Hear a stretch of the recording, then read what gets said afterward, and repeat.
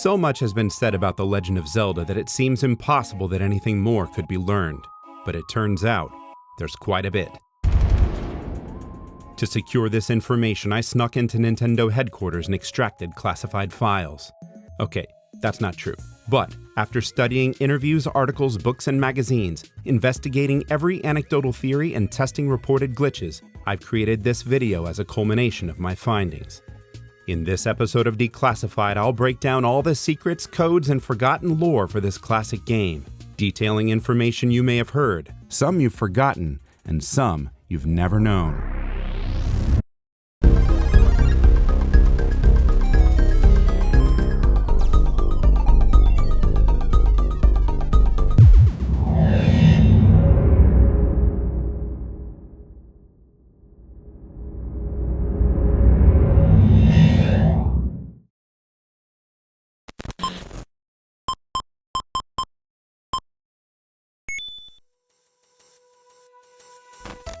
Even though Super Mario Bros. Was released first, development on Zelda began first, and the two as-of-yet unnamed projects were created simultaneously throughout most of 1984 and 1985.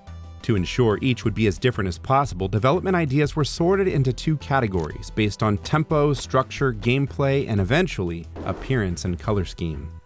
One of these early ideas involved moving a square on a black screen. It was rejected for their athletic game category, but worked perfectly for exploration. This simple experiment became the basis of Zelda. Inspired by the popular Indiana Jones films and computer-based RPGs which were dominating Japanese gaming, designer Shigeru Miyamoto began to plan the game around the core ideas of treasure hunting and sword-based combat. The project was also famously shaped by his own experiences growing up. Sliding shoji screens, a bulldog that barked and charged at him each day after school, and of course his often mentioned childhood explorations. Miyamoto once discovered the opening of a cave. He returned to it several times before he worked up the courage to go in. Lugging a homemade lantern, he went deep inside until he came to a small hole that led to another cave.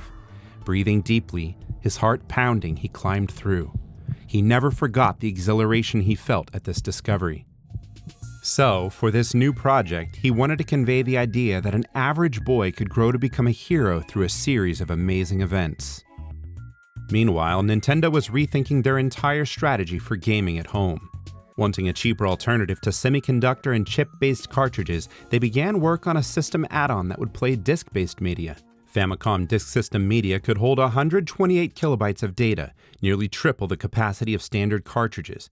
It employed an additional audio channel for enhanced music, and it allowed for game progress to be saved. These new features were perfect for the sprawling adventure Miyamoto had in mind. Even in the earliest sketches, he had a clear vision of the treasures and creatures for this new project, and while some never materialized, the sense of magic and adventure were in place from the beginning. The gameplay, however, was not. One early idea was to use the disk system's writability to allow players to create dungeons for their friends to explore, but it became apparent that playing labyrinths was much more fun than creating them. The creation tools were cut, and the game became just a series of dungeons without an overworld connecting them.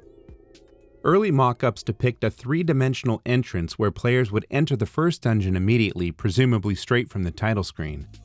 Eventually, the overworld was implemented and the team began filling it with caves, dungeon entrances, and lots of hidden secrets.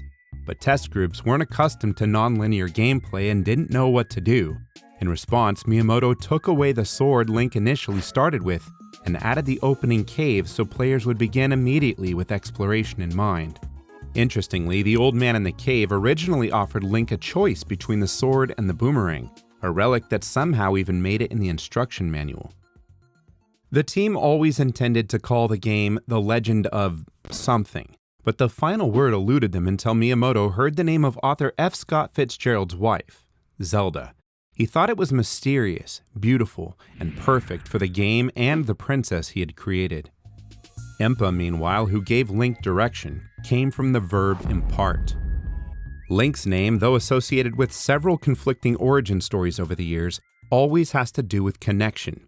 Miyamoto said he originally envisioned the Triforce fragments as computer chips and the game set both in the past and the future. Since the protagonist bridged these periods, he named him Link. As for his appearance, it was born out of system limitations. Fellow designer Takashi Tezuka gave him an oversized sword and shield to help him stand out from enemies, and a large hat and elf-like ears to better contrast with his weapons. These features reminded Miyamoto of Peter Pan, so they adopted a similar attire and color scheme, and Link came to life.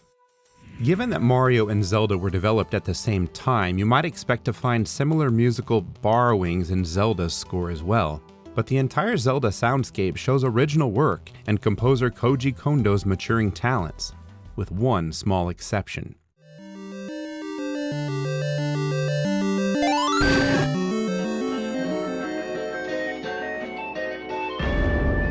Though it's only a simple arpeggio, it's worth noting that Kondo played keyboard in a college band that covered mainly the songs of Deep Purple. Still, his talent cannot be ignored. For the opening crawl, they had originally used an 8-bit rendition of Maurice Ravel's Bolero.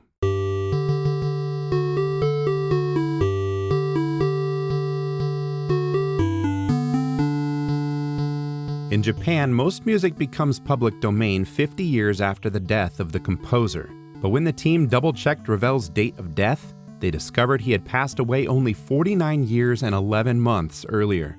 The copyright remained, and as the promised Disk System launch title, Zelda could not be delayed. Kondo worked feverishly through a single sleepless night and created one of his most memorable compositions ever.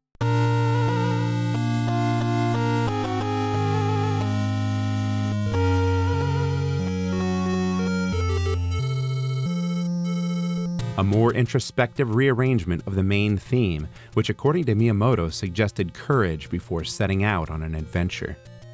On February 21, 1986, Zelda no Densetsu was launched in Japan. It contained the title The Hyrule Fantasy, as they hoped it would be the first in a series of games set in Hyrule. Of course, they were right, but the name didn't stick. Its release in North America, however, almost didn't happen at all. Cartridge memory couldn't initially contain it. Saving game progress would have required long passwords, and even if they overcame these issues, Nintendo of America president Minoru Arakawa feared Americans wouldn't have the patience for it. Thankfully, with advancements in semiconductor technology and the implementation of battery-backed saves, The Legend of Zelda eventually did release abroad, in all its golden splendor. Did you see the latest Nintendo newsletter? Whoa, nice graphics! I'd like to get my hands on that game. You mean you haven't played it yet? We can play it on my Nintendo Entertainment System. It's The Legend of Zelda, and it's really rad. Those creatures from Ganon are pretty bad. Octoroks, Tektites, Levers too. But with your help, our hero pulls through. And to alleviate Arakawa's concerns, they included a map. Miyamoto, however, thought this diminished the sense of adventure, so it was sealed with a warning to use it only as a last resort. But it wasn't exactly the same game. Some aspects were improved upon, and others, particularly the sound design, had to be altered due to technological differences between the NES and Disk systems.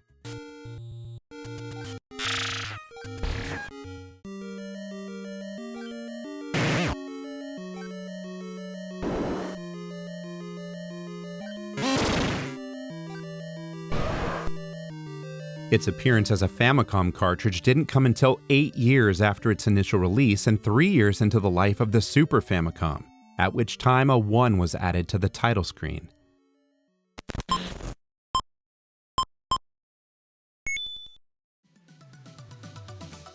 While it's the first game in the series, The Legend of Zelda takes place late in Hyrule's vast history, during the period of Nintendo's fractured timeline when Hyrule was small and vulnerable, and Ganon had already taken his beastly pig-like form. The manual played an important role emphasizing the epic nature of the game, with maps, a well-written story, and unforgettable artwork. But there was also a promotional video released for the Disk System that animated the story's artwork and showed an early build. You may have noticed that the image behind the story is a more realistic recreation of the game map, but did you know the original terrain was also in The Adventure of Link? And when you compare it to the northeastern area of A Link to the Past, the layout of Death Mountain, the water source, and the graveyard show it's in there too. Speaking of maps, the dungeons are laid out with interesting shapes and names that loosely fit them. Some, however, like Snake and Lizard, are more of a stretch, but one in particular really stands out. The third level is not connected to World War II Germany. but is a much older symbol called manji, which, far from a symbol of evil, actually means good fortune. It's often used to mark temples on maps, and believe it or not, has become popular among the selfies of Japanese schoolgirls. But the 9 dungeons of Zelda hold another secret. Their seemingly random shapes fit perfectly together like puzzle pieces, carved from a single grid to maximize memory usage. Throughout these underworld labyrinths, there are often trenches full of water, and in later levels, lava. Only, it isn't lava. According to the official player's guide, these are rivers of blood. And back to the manual, some bits of lore have been lost or tainted by poor localization. Hyrule's currency, for example, is translated rubies, but was always intended to be called rupees. Miyamoto stated he thought it sounded cute and noted it had nothing to do with the rupees of India. The sprite, meanwhile, was repurposed from Clu Land's ingots. Also, according to the manual, Link does not yet exist, but you create him when you register your character. Not only is this not a translation error, it gets more disturbing. In the disc version, eliminating Link is called kill mode. In the section about Ganon, the manual says, Link's going to have a difficult time trying to destroy Ganon. He's real mean. It makes him sound like a third-grade bully more than the imposing Prince of Darkness. This word mean is also used of Manhandla and Octoroks. Moblins are a little bit meaner than Octoroks, and Aquamentus emits mean beams. If it all sounds off, it's because the word would better be translated as powerful, tough, or strong. Certainly not mean. Did you ever wonder why showing the old man's letter to the old woman allows Link to suddenly buy potions? Though it wasn't in the game, developers created the backstory that the elderly pair were childhood friends, and they even wrote up the unseen content of the letter. This heroic lad is an acquaintance of Empa. Please give him aid. The letter was an assurance that Link could be trusted. Another question players often have is why the value beside the key changes to an A when you find the magic key. Many assume it means all. Close, but it actually stands for Almighty. Everyone remembers the infamous commercial where deranged beatnik Kramer screeches enemy names in the shadows. Maybe it was an effort to communicate the non-linear craziness of the game, or maybe it was just the super mushrooms talking. But did you know the actor John Cassier was the voice behind some of the most iconic characters of our time?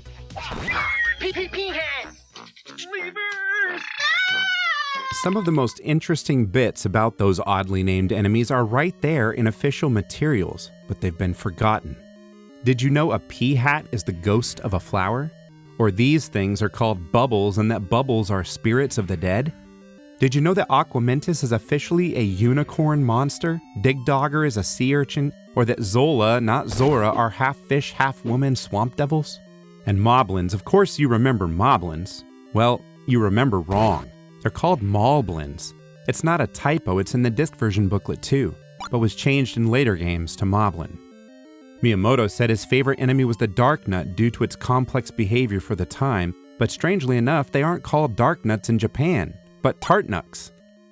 Did you know Zelda has a cameo from Super Mario Bros.? I'm talking about Manhandla, or Testitart as it was known in Japan. In every language it's described as a flower, but the Japanese manual refers to it as a Pakun flower, and Japanese children would have recognized this immediately as it's the exact name of another Nintendo plant.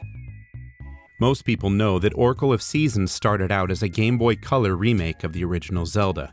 But did you know there was a 16-bit remake as well?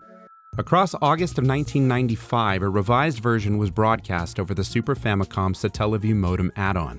The graphics were updated, overworld streamlined, and the levels were completely redesigned.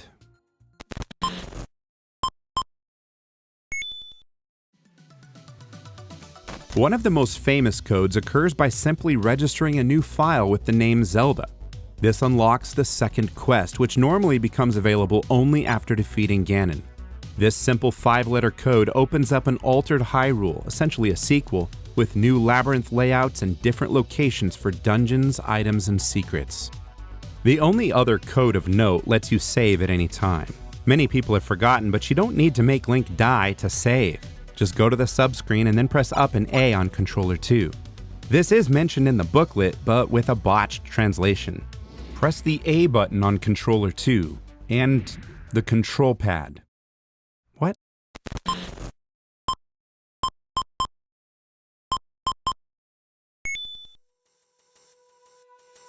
Link gets lots of hints during his adventure.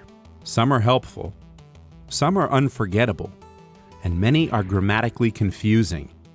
But one has perplexed gamers for decades. 10th enemy has the bomb. Anyone who's played the game has probably noticed that certain enemies tend to drop rupees and others tend to drop bombs. But it's been discovered in recent years and substantiated by development documents that there's a subroutine in the code that determines exactly which item Link will get when he kills an enemy. Item drops are affected by enemy type, the number of enemies killed without taking damage, and at times the weapon used to kill them. So back to the old man's hint, as it turns out, killing 10 enemies in a row without taking damage and killing that 10th enemy with bombs will result in a guaranteed bomb drop. That said, the hint has so many conditions that it's not very helpful and only questionably true. The old man's go to the next room hint in level 9 seems to only indicate that you can bomb the left wall. But in the prototype, the wall to the right was an illusion, and the room beyond led to the silver arrow which is necessary to defeat Ganon. In the final version, the dungeon was rearranged and the false wall was removed, yet the clue curiously remained. And back to bombs, since they deal magic sword level damage but can be obtained early, it's a good idea to know how to use them, especially against dark nuts. A single well-placed bomb can destroy several, but sometimes they don't hurt them at all. The secret? Drop the bomb while facing any direction other than toward their approach, and the explosion will hit them. In the manual, the whistle, or is it the recorder, is described as a really mysterious magical item. Use it and it'll amaze you with what it can do. They weren't kidding. For a non-weapon item, it has a lot of uses, and it's so mysterious that it even appeared in Super Mario Bros. 3. Everyone knows it summons a whirlwind that warps Link to various dungeon entrances, but there's often confusion about it. Depending on the direction Link is facing when it's played, the destination will cycle up or down through level numbers of any previously completed dungeons. If he's facing up or right, it'll increase by 1 for each blow. If he's facing left or down, it'll decrease by 1. And if it's blown multiple times before the wind hits him, it'll cycle that many dungeons in the sequence. Of course, the whistle also shrivels the mighty Digdogger and it reveals the entrance to level 7, but did you know it undoes the Bubbles swordless jinx? Or that playing it while fighting Aquamentus causes him to spit more fireballs? The whistle does a lot, but there are some things it doesn't do.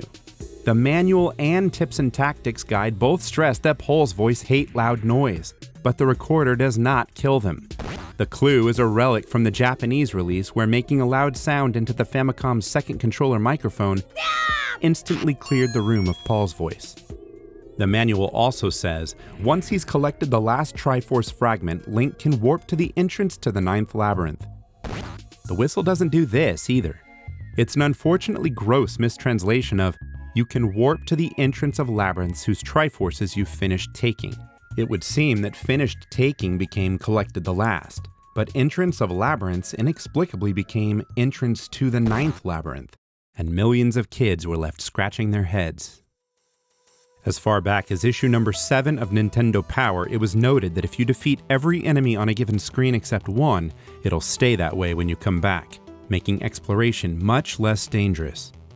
And when it comes to collecting rupees, there's an easier way than killing ropes in level 2. One screen left of the starting screen has a hidden cave with the money-making game. While there's no known method for always choosing correctly, there is a way to win. Simply select one of the 3 choices, see your results, and then end the game with the up and A trick. If you won any rupees, select Save to retain your winnings and return to the starting screen.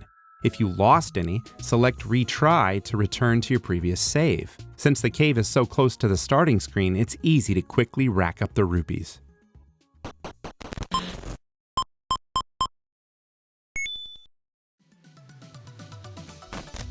Almost all video games have glitches, and while they're not always useful, some are worth learning about. As early as the fall of 1987, the pirouette glitch was widely known. When you enter level 1, the northern door is locked, but by simply leaving, doing a pirouette, and coming right back in, the locked door disappears, essentially giving you a free key. In the Disk System version 1.0, the whistle held one more secret function, though this time unintentional. By blowing it in this row, the whirlwind would carry Link across the heart container. It would register as collected, adding an additional heart to Link's life, but it would not actually disappear. This could be repeated depending on the number of completed dungeons, but Link would still max out at 16 hearts. The screen scroll glitch allows players to teleport to the other side of the screen, often bypassing rivers or rock barriers, and can be used to skip the Lost Woods and Lost Hills altogether. To perform it, you must position Link exactly 5 pixels from the edge of the screen and tap the control pad perpendicular to the direction he's facing for exactly 1 frame. If done right, he'll flip 180 degrees. Then when you walk off screen, he'll reappear on the opposite side. The block clip enables players to pass through solid blocks, and is most beneficial in staircase rooms where all enemies must typically be defeated. To execute the maneuver, align Link's head near the bottom of the inner square of a block, then slash with your sword and immediately tap perpendicular. Again, Link will flip 180, then you'll be able to walk through the block. The sword slash isn't necessary and doesn't work for all clip glitches, but it makes this one easier since Link doesn't move while he's slashing. The ladder clip follows the same basic idea, but this time allows Link to cross an additional block of water. Pixel perfect alignment is essential, and the perpendicular tap is tricky because the sword slash won't help you, but executing this clip can lead to some serious shortcuts. Finally, the recorder wrong warp glitch opens up 8 additional warp whistle locations. In the code, the recorder only affects Link's X position. Meanwhile, the raft only affects his Y position. But by performing a block clip into the water beside the dock and then riding the whirlwind across it, the raft will launch and both position movements will be triggered, warping Link 1 screen up and 1 screen to the left of the intended position.